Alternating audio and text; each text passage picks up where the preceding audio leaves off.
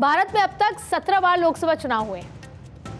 1952, 57, 62 में नेहरू सरकार, फिर 67, 71, 80 में इंदिरा सरकार, 84 में राजीव सरकार को छोड़ दें तो उसके बाद 2014 तक किसी दल ने पूर्ण बहुमत के साथ सरकार नहीं बनाई। 1989 से 99 तक 10 साल में देश ने 6 प्रधानमंत्री का दौर देखा और इस फेज में अगर इस पूरा फेज को समझें तो नरसिम्हा राव की सरकार छोड़ दें तो 5 साल में ही देश को 5 नए प्रधानमंत्री मिले और इसके बाद 1999 से 2004 तक अटल बिहारी की सरकार रही जिसका 21 पार्टियों के साथ अलायंस था।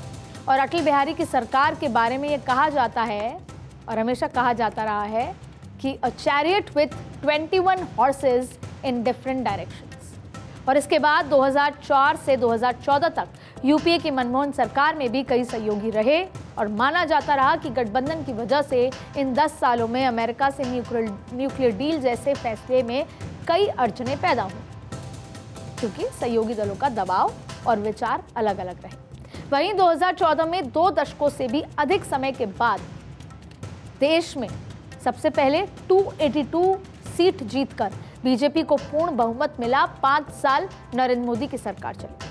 प्रधानमंत्री मोदी के चेहरे और बीजेपी की रणनीति के बदौलत ये सिलसिला 2019 में भी भारी रहा और इसकी एक खास बात कहनी जरूरी है क्योंकि देश के हर जो देश के चुनाव होते हैं, खास तौर पे आम चुनाव, तो वो करप्शन के बेसिस पे होते थे। हर चुनाव से पहले उस सरकार का करप्शन एक बहुत बड़ा मुद्दा होता था। 2014 में जब प्रधानमंत्री मोदी सिर्फ एक चेहरे के रूप में आए गुजरात से, तब भी करप्शन यूपीए सरकार का बड़ा मुद्दा था। लेकिन उसके बाद से अब तक 14 से 24 तक चुनाव प्रचारों में करप्शन विपक्ष का मुद्दा नहीं रहा। 19 में भी बीजेपी को 303 सीटें मिली और अब प्रधानमंत्री मोदी ने बीजेपी के लिए 370 का टारगेट रख दिया है और एनडीए के लिए 400 का लक्ष्य रख दिया है। लेकिन प्रधानमंत्री मोदी और बीजेपी इस बात को समझते रहे हैं कि इतने बड़े टारगेट को अचीव करने के लिए एनडीए के कई सहयोगियों की जरूरत पड़ेगी और इसके लिए बीजेपी ने इस रणनीति को भी बखूबी समझा है। एनसीपी और शिवसेना, और ये आज की बात नहीं है। महाराष्ट्र में जो राजनीति चल रही है वो आप शायद पिछले 3-4 साल से समझ रहे हैं, देख रहे हैं और ये आज के दिन के लिए हो रही है। एनसीपी और शिवसेना के जरिए 48 सीटों वाले महाराष्ट्र में अपना दायरा कैसे बढ़ाया वो शायद महाराष्ट्र की जनता बेहतर तरीके से पल पल समझ रही है। कैसे सरकारें बदली, चेहरे बदले, पार्टियां सेम रही लेकिन चेहरे बदल गए, तमाम चीज़ें आपके सामने थी। लेकिन वो आज महाराष्ट्र में भारतीय जनता पार्टी एक मजबूत स्थिति में खड़ी है अपने सहयोगी दलों के साथ। अब इसके बाद 40 सीटों वाली बिहार का ताज़ा एग्जाम्पल है नीतीश कुमार की पार्टी जेडीयू से गठबंधन, जबकि नीतीश कुमार वर्सेस बीजेपी 2014-2013 से था, उससे पहले से। लेकिन किस तरीके से 2024 को देखते हुए बिहार जैसे बड़े राज्य, 40 सीटों वाली राज्य को देखते हुए नीतीश के साथ गठबंधन के ठीक पहले समाजवादी नेता कर्पूरी ठाकुर के लिए भारत रत्न जैसा ऐलान और जिसके ठीक बाद जेडीयू गठबंधन से अलग होकर एनडीए का हिस्सा हो गए थी जेडीयू। ये सारे में मैसेज गया पिछड़ी जाति को कि भारतीय जनता पार्टी पिछड़ों के सहयोग, पिछड़ों के साथ खड़े रहने वाली जाति, यानी एक बार फिर सोशल इंजीनियरिंग के माध्यम से बिहार को साधने की कोशिश। ध्यान रहे कि इस जोड़ी ने बिहार में, पिछली बार जब बात कर रही हूँ मैं, जेडीयू और बीजेपी की जोड़ी ने 40 सीट्स में से 39 सीट्स पर जीत काबिज की थी और अब एक बार फिर यही जोड़ी 2024 के चुनाव में साथ खड़ी है।